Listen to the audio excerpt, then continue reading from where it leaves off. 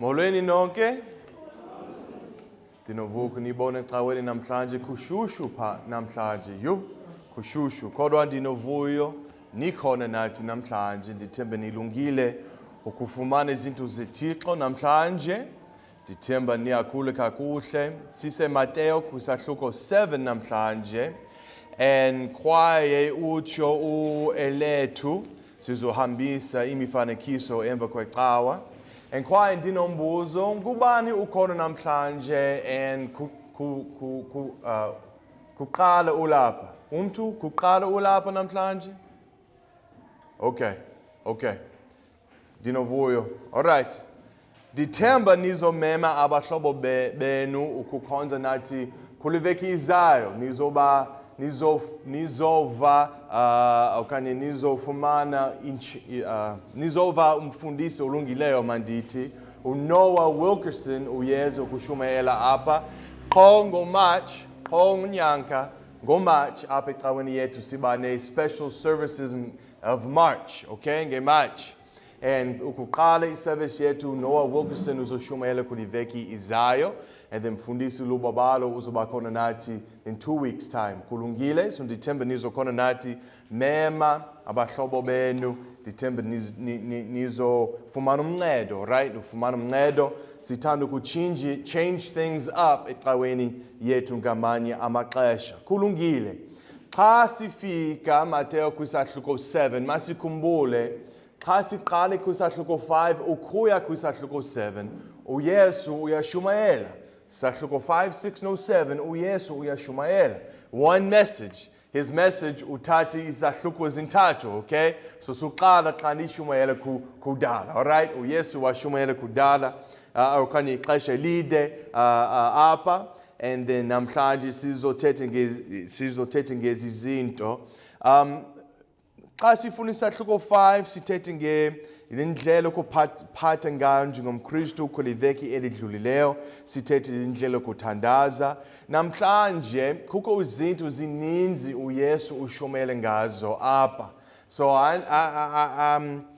noba sizonqina ngeverse 1 but sizoshumayela isahluko sonke and ndithemba nizoqonda kakuhle ndithethe ngaso kamsinya. Sise Mateo kwisahluko 7 page 725 and then masithandazeni and then sizoshumayela. Kulungile, masithandazeni bawo entendekayo. Nkosi ngethuba Thixo ukuva ilizwi lakho sincede njengamaKristu Thixo ukukhula kakuhle Thixo xa sifunda ezi zinto xa siva ezi zinto Thixo ngamanye amaxesha Thixo asifuni ukuvumelana nawe. Mna xa ndifunde ezi zinto Thixo ixhomekeke njengo uthethe ngezinto andivumela things that I don't agree with necessarily Thixo. Kodwa Thixo ndicela uzunditshintshe Thixo kwaye tshintsha abantu ukuhamba indlela yakho Thixo. Ngamanye amaxesha Thixo indlela yakho it doesn't make any sense Thixo. So sicela njengamaKristu Thixo ukuqonda ezi zinto Thixo kwaye ukusizitshintsha ngokuba singakulandela kakuhle. Thixo ndincede ngami ndishumayele ezi zinto Thixo nesixhosa sam ndincede ukushumayela amagama akho Thixo ngelizwi lakho Thixo izinto zam siyakuthanda Thixo kwaye ngakumbi phezu kwinto zonke namhlanje Thixo ndicela ukuba ukho umuntu akasiniswanga namhlanje bancede ukuwamkela uYesu Kristu njengomsindisi wabo Thixo. Siyakuthanda Thixo sincede landela ngegama lika Yesu. Amen. Isiqalo namhlanje phambi kokuba sishumayela selendithi xa sifunda isahluko 5 no 6 no 7 sisigidima esinye esivele kuYesu Kristu kwisahluko 5 nesi6 uYesu wayefuna abantu babone ukuba unguThixo. Ngoku kwisahluko 7 uYesu ukhetha izinto aze ayilungise ufundisa ukuba ukuziphatha kwethu ngokwendalo kuphosakele. Ukuthetha izinto ukuziphatha kwethu ngokwendalo kuphosakele xolo. Ukhethe izinto abantu abacinga ukuba ziyinyani kwaye ababonisa eyona inyani. Kusenokubakho izinto ezithile kwinkcubeko yethu esicinga ukuba zinyani, kodwa uKristu utyile ukuba inyaniso ikhuye kuphela. Ndinezinto ngabakathi iculture yam ndivele eMerika, kukho izinto ngabakathi iculture yethu kufuneka nditshintshe ukulandela uThixo ezibhetele. NjengamaXhosa kukho izinto ngabakathi iculture yethu that sicinga inyaniso, kodwa xa sifuna iBhayibhile sizoqaphela ezi zinto zirongo okanye ezi zinto azilunganga, okanye noba azilunganga noba azirongo, but uThixo unendlela ezibhetele. Niyandiva? Ngamanye amaxesha kukho izinto ngabakathi iculture yethu ayirongo, but uThixo unendlela ebhetele. God has a better way for us to live. Kufuneka sitshintshe ukulandeliwe indlela yakhe. Xa sifuna verse 1 kuya verse 5 uzuqaphela lonto. Itsho apha iBhayibhile, musani ukugweba. Abantu bathanda ukusebenzisa le verse kakhulu, ngakumbi abantu abasindiswanga. Sizothetha ngezi zinto. Musani ukugweba. Ndizolungisa izinto ezimbini ngale verse xa ndishumayele le ndlela sicinge ngale verse namhlanje. Musani ukugweba ukuze ningagwetywa, kuba ngongwebo enigweba ngalo niyakugwetywa kwangalo nani. Nangomlinganiselo enilinganisela abanye ngawo, niyakulinganiselwa kwangawo nani. Yina nakhe ukuba usibone isibi esisesweni lomzalwana wakho, kanti akuwuqiqi wona umqadi okhwelako iliso, okanye ungathini na ukuthi kumzalwana wakho, yeka ndisikhuphe isibi eso esweni lakho, kanti nango umqadi khwelako iliso. Mahanahanisindini, you hypocrite. Umhanahaniso, wakhuphe kuqala umqandi lawo esweni lakho, wandule ukubona kakuhle ukusikhupha isibi esisesweni lomzalwana wakho. Itsho le verse, musani ukugweba hlezi nani ningwetywe. Judge not, lest you be judged. Le verse isetyenziswa kakubi amaxesha amaninzi.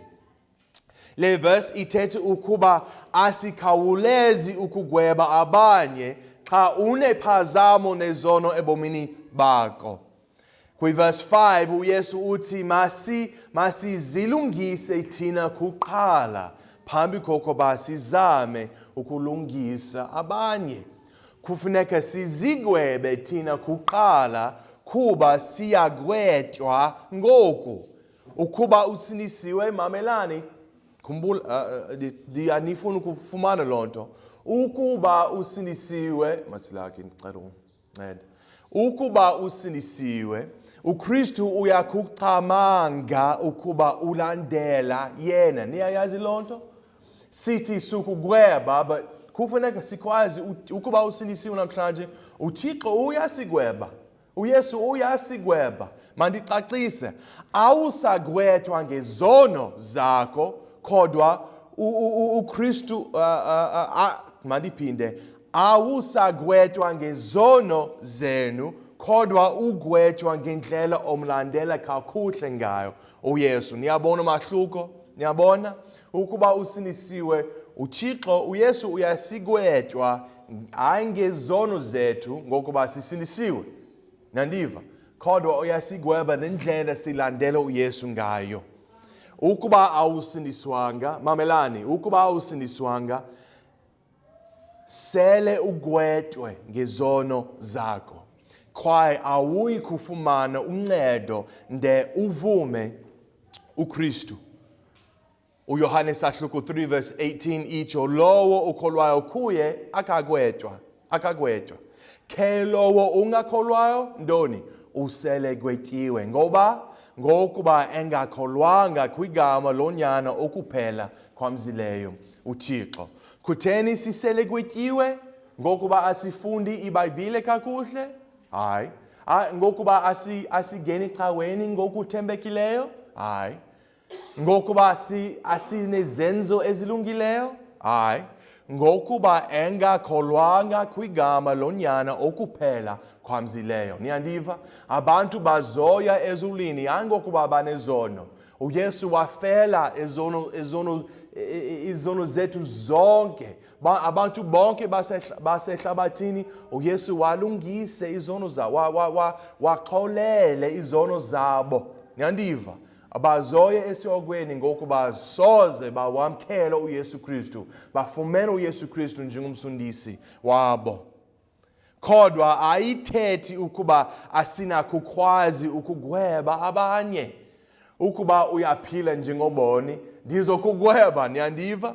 Abanye badinga umntu ukuba eze ebomini bethu kwaye akhombe izinto esingaziboniyo. Sifuna abantu abahlonela uThixo ukuze basincede ngamaxesha athile. Njengomfundisi wam, mhlambe ndina 19, wandincede kakhulu, wandinike ilizwi likaThixo, wandibonise kukho izinto ezimbi ebomini bam ndidinga ukulungisa. Bendisindisiwe, ndawamkela uYesu Kristu xa bendina 6, kodwa bendingaphili kakuhle njengomKristu. Umfundisi wam wandingwebe, wandincede. Niyandiva? Nibona umahluko? uKristu olandela uThixo uyakuthatha umgwebo kwaye azame ukuwulungisa. UmKristu ongalunganga kuThixo uyakuba nomsindo kumntu ozama ukunceda. Le verse ayithethi ukuba sinokuphila ngendlela esifuna ngayo kwaye akukho mntu onokusiqanda. Abantu abasebenzisa le verse kakhulu ngabantu abaphile esonweni kwaye abafuna ukuyeka. Niyandiva? Abantu bathanda ukuthi sugweba. Uyayazi bathini? Ndifuna ukuphila indlela yam, andifuna ukuphila indlela kaThixo. Xa bathethe loo nto bathethelewe. Niyandiva? Kwaye amaKristu angaphili ngokufanekileyo kwaye angafuni ukubuyela kuYesu. Isetyenziswa ngabantu abafuna ukuqhubekeka esonweni. Niyandiva? Xa siqhubekeka apha sifuna verse 1 ukuya verse 5. Xa sifika verse 6, uYesu uthi, uzotshintsha kancinci uthi, musani ukunika izinja okunxele. Niyayazi xa sifunda iTestamente entsha, xa abantu bathethe ngegusha bathetha ngabantu basindisiwe. Niyandiva? Xa sithethe ngezinja imfanekiso ngabantu abasindiswanga. Uyayazi loo nto? Okanye xa bathethe ngehogu iTestamente entsha bathethe ngabantu abasindiswanga. So itsho apha verse 6, musani ukunika izinja okunxele. Kanjalo ningaziphosi iperile zenu phambi kwehogu. Hlezi zizinyathele ngamanqina azo, zijike zininkwenge. Ningaziphosi iperile benu phambi kwehogu. Le verse isixelele isizathu sukuba simele sigwebe. Njengabantu abangamaKristu kufuneka sikwazi ukuqonda. Sifanele sikwazi ukubona umahluko phakathi komntu wokwenene kaThixo nomntu wongumnyathi. Niyandiva? Ayinguye wonke umntu oza enkonzweni uyigusha, abanye zizinja. iBhayibhileni inja ingumzekelo womntu ongasindiswanga. Njengokokeli yobuKristu, uThixo undinike uxanduva. Njengomfundisi, uThixo wandinike uxanduva ngezinto ezingcwele ecaweni. Akufuneki ndivumele nabani na ukuba akhokele ebandleni lethu. Niyandiva? Andizomvumela umntu nje ukushumayela ecaweni yethu. Niyandiva? Andizovumela umntu nje ukushumayela apha. Ngamanye amaxesha kukho i-groups zaseMerika bazokhonza apha, bazonceda apha. Ngamanye amaxesha abafundisi abancinci okanye abafundisi abayolutshe, ndithethe kakuhle, young preachers bazofuna ukushumayela ecaweni yethu. Ayinomsebenzi ngesiqhelo andikhathali, kodwa kufuneka ndibabone kakuhle. Kufuneka ndibabone ukuba balandele uThixo kakuhle kanye ngokuba le cawa i-responsibility yam. So ndithemba abantu andizomvumela umuntu nje kushumayela ecaweni yethu. Njengoko benditshilo, asinguye wonke umuntu oza enkonzweni usindisiwe. Kukho abanye abantu apha ngoku abathembekileyo enkonzweni kodwa abazange basinde. Bathembele ekunyeni kwabo ecaweni ukuba baya ezulwini endaweni yokuthembela kuYesu. Niyandiva? Niyandiva? Kukho izinto phandle esuqala ngayo. Mamelani, kukho abantu basecaweni yethu ngoku abasindiswanga. Inoba bacinga basindisiwe, but abasindiswanga. Ndizocacisa. Sigweba abanye ukuba mandijike.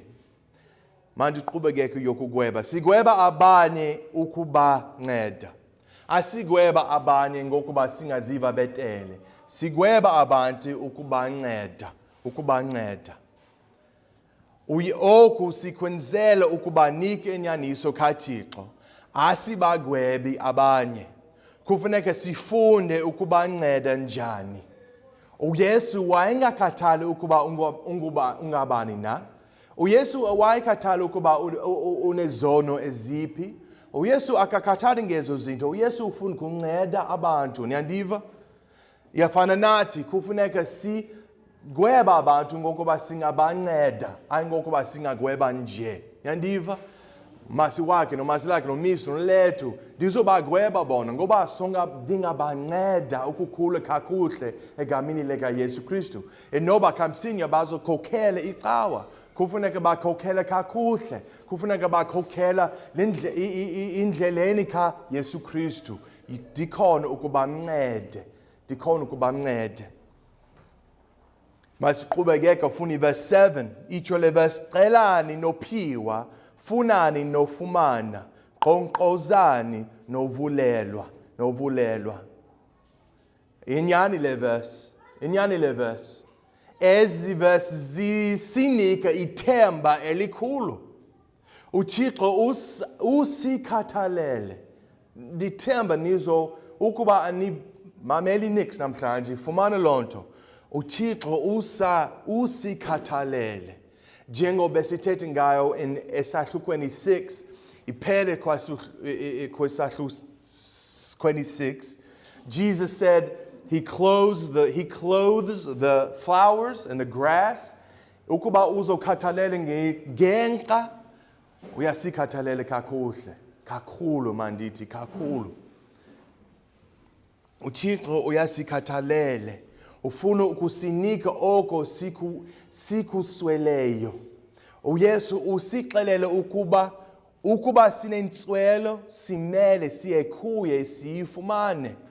uThixo unokugweba nokuqibeleleyo. Ngoko simele sithandaze ukuba asinike ulwalathiso nobulumko. Ngoku kufuneka simele sithandazele ukuba asinike ulwalathiso nobulumko. uThixo uyayazi imfuno zakho. uThixo uyayazi imfuno zethu. uThixo wazi kakuhle into oyidingayo. Niyandiva? uThixo uyayazi izinto udingayo better than you know what you need. Niyandiva? God knows all of our needs. uThixo uyayazi zonke imfuno zethu. uThixo wazi kakuhle into oyidingayo. Buza kuye wokwalathisa. Buza kuye wokwalathisa. Afana nabantwana bam bafunda esikolweni, bantwana bam. And ngamanye amaxesha utitshala kamfundisi wami uzothi ndicela uxelele ububele ukuza esikolweni neraba nepensile. Ndiyanika umzekelo ngoku. Ndinabantwana bafunda esikolweni sonke ndicinga sinabantwana bafunda esikolweni. Ngamanye amaxesha ndizofumana iphepha izothi ububele okanye incebakazi badinga ipencil okanye iphepha okanye iraba. Ndizobuza abantwana kutheni ubungandixelele? Beningayazi ubudinga iraba esikolweni? Ndingumthathakho ndizothenga zona ndizokunceda. Niyandiva? Niyabona? Ukuba andiyazi lendlela ukunceda abantwana bam, ndingabanceda njani? Ngamanye amaxesha asinazo izinto zidingayo ngokuba asicela uThixo. Sicela umntu nje, sicela uneba zethu, sicela abantu bethu. Asicela uThixo. Itsho le verse, cela nophiwa, funani nofumana. uThixo wazi kakuhle into oyayidingayo, buza kuye wokwalathisa. Ingxaki yethu kukuba, nathi ingxaki yam, nathi ingxaki yethu, nathi, uyayazi ingxaki yethu nathi. Sithatha isigqibo kwaye sithandazele ukuba uThixo asenze senzeke. Niyandiva? Sithatha isigqibo emva koko sithandaze uThixo uzolungisa. Niyandiva? Phambi kokuba senze isigqibo kufuneka sithandaze kuqala. Ukuba sinexolo lukaThixo ngoku sinokuqhubeka nezigqibo. Ukuba asinalo uxolo kufuneka silindele uThixo. Usenokuba unento elunge ngaphambi asenzele yona. Ngamanye amaxesha sizothandaza, sizocela, asizofumana uxolo, asizofumana impendulo. Noba uThixo uthi, uyayazi is impendulo. uThixo akathi ewe okokoko, niyandiva? Ngamanye amaxesha uThixo uthi, noba kufuneka siqaphele loo nto okanye silindele uThixo. Lindele uThixo. Njengabantwana bam. Ngamanye amaxesha abantwana bam bazobuza imibuzo noba andiyazi. Ngamanye amaxesha bazobuza imibuzo basancinci andikwazi ukucacisa ezo zinto. Niyandiva? So ndizobamxelela ndizocacisa xa mdala. Because bancinci. Ngamanye amaxesha njengamaKristu ukuba usancinci, ukuba you've only been saved for a few years, noba uThixo uzukuxelela ukulinda, akulungile, akuredi kufumana ezo zinto. Kodwa masizibuza. Ndiyathandaza phambi kokuba ndithathe isigqibo. Masipractice loo nto. Funi verse 13. Itsho le verse, ngenani ngesango elinxinwa, ngokuba libanzi isango, iphangalele nendlela, esa entshabalalweni, baninzi ke abangena ngalo. Ngokuba limxinwa isango, ixuthene nendlela esebomini, bambalwa ke abalifumanayo.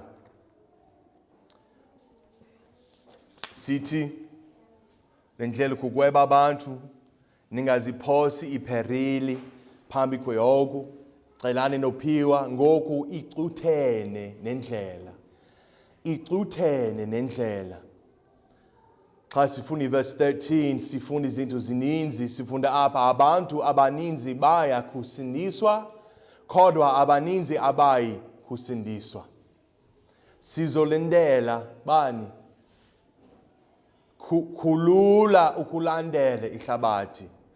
Nandiva? Kulula ukulandela ihlabathi. Indlela elula ibanzi kwaye ivulekile.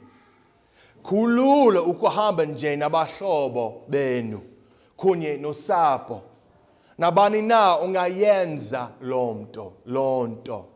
Ububele uyafunda lendlela ukudlala igitara, uyathatha lessons ebe practice kule veki ibinzima uqala nje le ndlela ukudlala igitara ibinzima ebelusizi because ebengakwazi ukudlala lento andithi bubele kufuneka uqhubeke ukupractice kunzima ukuba ibilula then bonke abantu bebedlala igitara ewe ukuba ibilula bonke abantu bebedlala igitara yafana lendlela ihlabathi ilula ukulandela indlela lehlabathi bonke abantu bahamba lewe kodwa kunzima ukulandela indlela likaThixo ufuna iverse 14 ngokuba limqinwa isango icutheni nendlela esebomini bambalwa ke abalifumanayo bambalwa ke abalifumanayo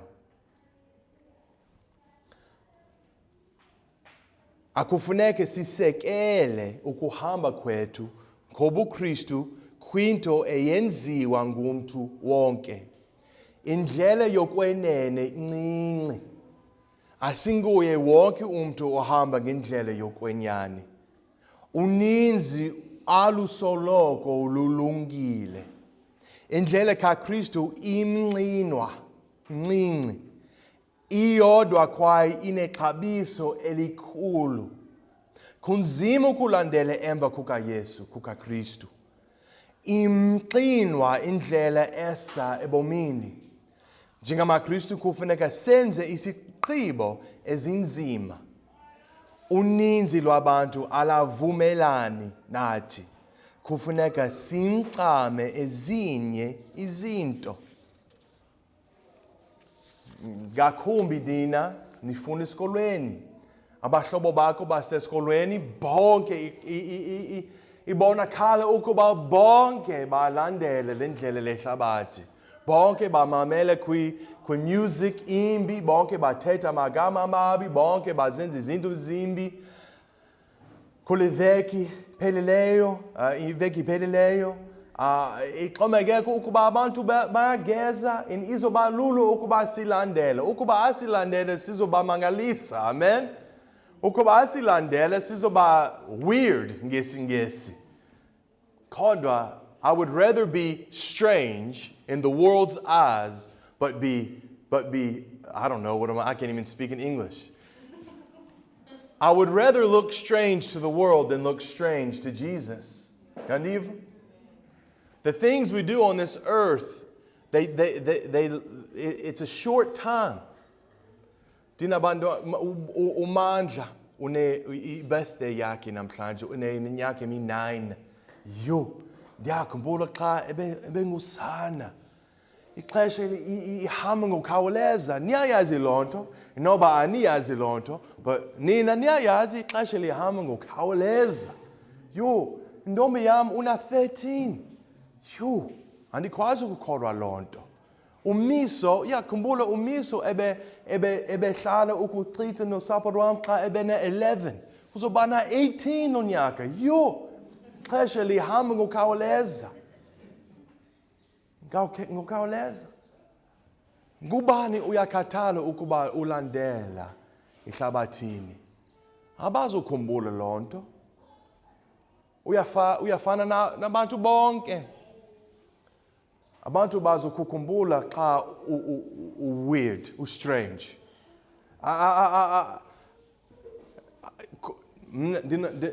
dinabahlobo baseskolo dinabahlobo ayingabahlobo ngoku but abahlobo bam base matric base high school bendinabahlobo baninzi and abahlobo bam ndicinga bonke abasindiswanga andicingi bagene ecaweni kodwa basengxakini babuza bani for uncedo ucinga babuza bani for uncedo abahlobo xa basengxakini kakhulu babuza abahlobo bakhe babasindiswanga hayi bandibuza for umthandazo ngoba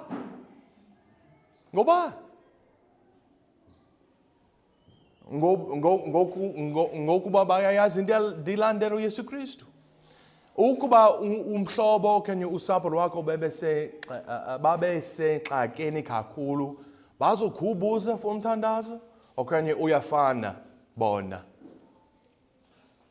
kunzima ukulandela indlela likaThixo kubani uzolandela Sinengxaki apha eMzantsi Afrika.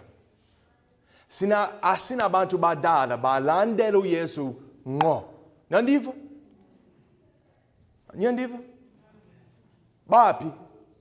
Baphi uphi undoda ulandela uYesu ngqo? Baphi? Ndithemba bakhona.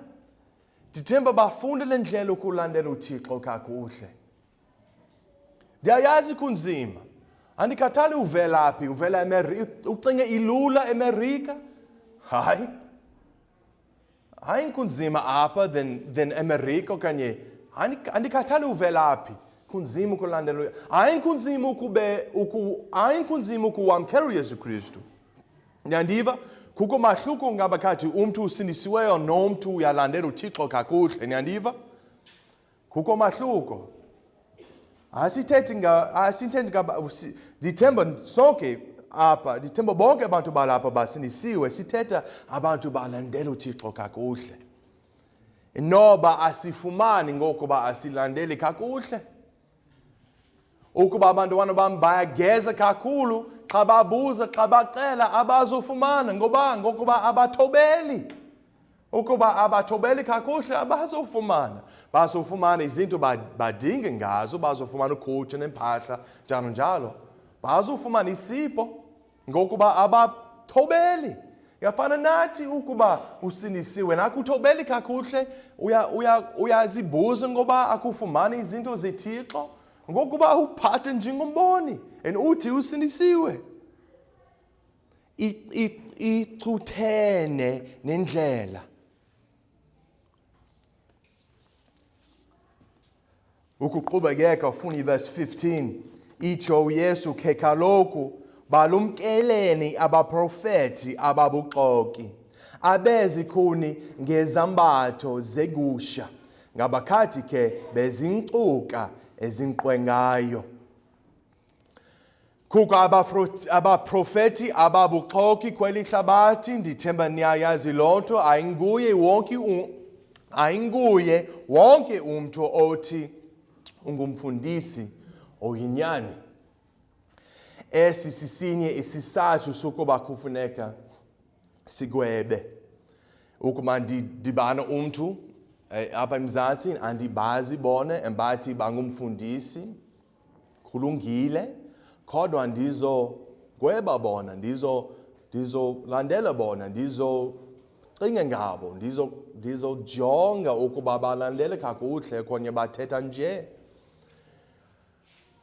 Esisinye mandithi njengabantu abangamaKristu kufuneka sikwazi ukubona umahluko phakathi kwabefundisi abathembekileyo namaKristu obuxoki. iBhayibhile ithi nobaqonda neziqhamo zabo, nobaqonda ngeziqhamo zamo. Umthi wama-apile uyakwenza ama-apile. Iqula lobuKristu lenze amaKristu amaninzi. Ukuba ulandela umntu obonakala ngathi akanasiqhamo sikaYesu, akufuneki simlandele. Verse 17 ithi, ngokunjalo yonke imithi elungileyo ivelisa iziqhamo ezihle. Ke wona umntu ongenguwo uvelisa iziqhamo ezibi. Ulandela bani? Banika iziqhamo ezingaphi? Ulandela bani namhlanje? Ifuna verse 20. Ngoko ke nobaqonda ngeziqhamo zabo. You will know them by their fruits. You will know them by their fruits. Abantu enisukuba nithanda ukufana nabo. Bavelisa isiqhamo na okanye basoloko basengxakini, bayageza, baphathe njengoboni. Masilandele isiqhamo somoya. Nanku umbuzo omkhulu ekufuneka sizibuza wona. Ngaba isigqibo sam kaKristu sabutshintsha ubomi bam? Ngaba isigqibo sam kaKristu sibutshintsha ubomi bam? Xa uwamkela Yesu Kristu, bekukho utshintsho ubomini bakho? ndizothi ukuba akukho mahluko noba akusindiswanga. uThixo uyatshintsha abantu, uYesu uyatshintsha abantu xa bawamkela uYesu Kristu. Ukuba uthi usindisiwe kwaye akukho ntshintsho lwenyani ebomini bakho noba akusindiswanga. Cinga ngayo nyani. Ndazi njani ukuba umntu usindisiwe ngokwenene? Balinganise ngokuthobela kwabo uYesu nebabile. Landela uzobona izigqibo uzobona iziqhamo zabo. You will know them by their fruits. Ngaba bayayithobela nyaniso. How do we know if somebody's really a Christian? Bayatobela uYesu kanyai. Bayazama ukutobela uYesu kanyai. And that leads us to our next point, verse 21. Funda nam, noba nizochoka, xa nifunda le verse, bafunda nam, uthi uYesu, asingabo bonke abathi kum, Nkosi, Nkosi, abaya kungena ebukumkani bamazulu. Yo? Uthini uYesu? Asingabo bonke abathi kum, Nkosi, Nkosi, abaya kungena ebukumkani bamazulu. Fundi verse 22. Baninzi abaya kuthi kum ngalo mini, Nkosi, Nkosi, sasingathe na egameni lakho saprofeta, sathi igameni lakho sakuphile idemon, sathi igameni lakho senze imisebenzi yamandla emininzi. Le verse ithetha nabo bacinga ukuba baya ezulwini ngenxa yezenzo zabo. Funi verse 22 uzoqaphela abo bantu bathini? Bathi Nkosi, Nkosi, sasingathe. Sathi egameni lakho sakhupha, saprofeta, senza imisebenzi, banqina ntoni izenzo zabo. Saprofeta, sakhupha, senza imisebenzi. Umntu usindisiwe ayiqale ngezenzo zabo. Bayayazi bazoye ezulwini ngokuba bakholwa kuYesu Kristu. Hayi ngezenzo zabo. Niyandiva? Kukho mahluko. Abantu base 21 no 22 bathi Thixo besizenze izinto. Uthixo uthi andikhathali ngezenzo zakho. Ukuba ufuna ukuya ezulwini, ndiyakhathala ngenhliziyo yakho. Uyakholwa bani? Cinga ngayo, uwamkela uYesu Kristu nini? Bekukho ixesha xa uwamkela uYesu Kristu njengomsindisi wakho, ayingqondweni, ngenhliziyo. Bekukho ixesha na ukuba awusindiswanga wena, udinga ukuwamkela uYesu Kristu namhlanje. Kukho abantu baninzi banqulo abathi balandela uYesu kodwa abasindiswanga. There are churches filled with people all over the world who think they're going to heaven ngezenzo zabo, but abasindiswanga. Abo bantu baya kudibana noThixo kwaye bazothi Thixo kutheni andikwazi ukungena? Ngenxa yokuba uThixo akazikhathalele izenzo zethu, uzikhathalele inhliziyo zethu. Ngaba umamkela uYesu Kristu? Ukugqiba masifuni verse 24 kuya verse 27. Sidinga ukufumana lonto. Funi verse 24 kuya verse 27. Icho iBhayibhile.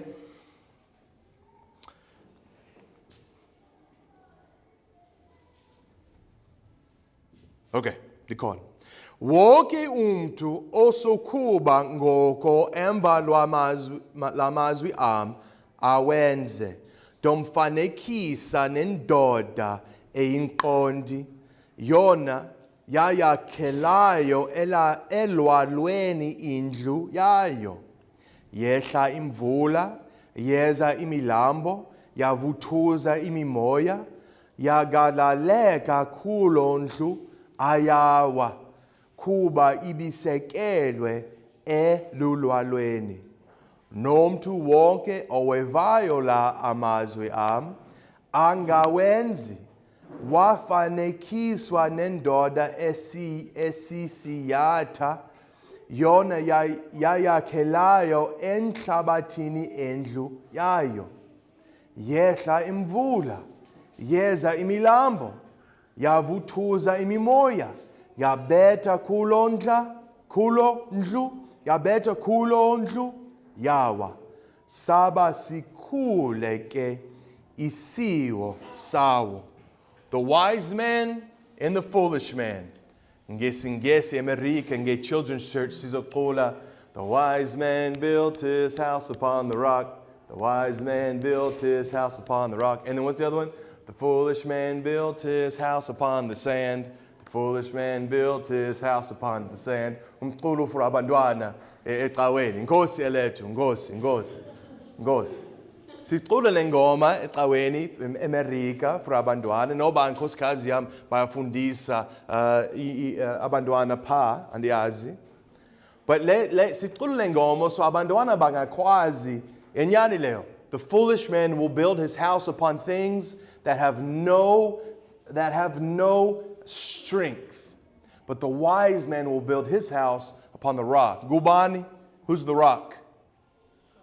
Not the wrestler. Who's the rock? Yesu Kristu. Icho apa.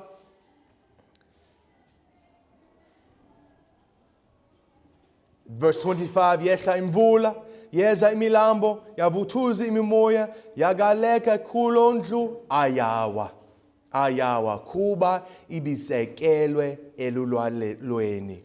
Ukuba uza caweni ngeveki, emba kwiveki, kwaye uva ilizwi likaThixo ngeveki, emba kweveki, kodwa awuguquli ubomi bakho, ukuze ufane noKristu ngoku, usisidenge. Ndiyazi ukuba eligama libukhali kodwa linyinyani. Indoda esisilumko iyakuva izova ize yenze utshintsho ukuze ifane ngakumbi no Yesu. Uyakufuna indlela zokukhonza uKristu. UmKristu wenene uyakuthobela. UmKristu wenene uzothobela ilizwi likaThixo. Isinyabi siyakuhlala esonweni saso ngokuba siswele amandla. Uthanda isono sakhe ngakumbi ngoko uthanda ukulandela uThixo. Uthanda isono sakhe more than uthanda uYesu Kristu. Kunzima kakhulu kuye ukuba alandele ilizwi. Ngoku ke uyakuyeka alandele abahlobo bakhe. Now, ndiyakhumbula sise February ngo-2025, ndiyakhumbula February ngo-2024. There's some of you nibukhona February 2024. Ndinovuyo. Kodwa bekukho uninzi bebekhona nathi ngo-February 2024. Baphi ngoku? Baphi namhlanje?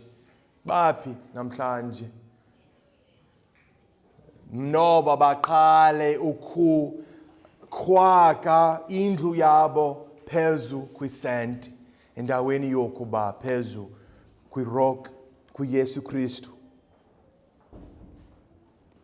Le yento ayinziwa sisidenge. Funi verse 29 ukuphela. Ndiyanika isiphelo ngoku funi verse 29. Icho uYesu kuba ebezifundisa njengonegunya engafundisi njengabo abahlali. UKristu ligunya lethu. UKristu, he is our authority. Dingashumayelelewe njani ngokuba ndine authority uYesu Kristu. Sinokukholosa ngezinto azithethayo. Ngaba uyakumlandela. Cela notobani inhloko, nivale amehlo. ngaba uyakumlandela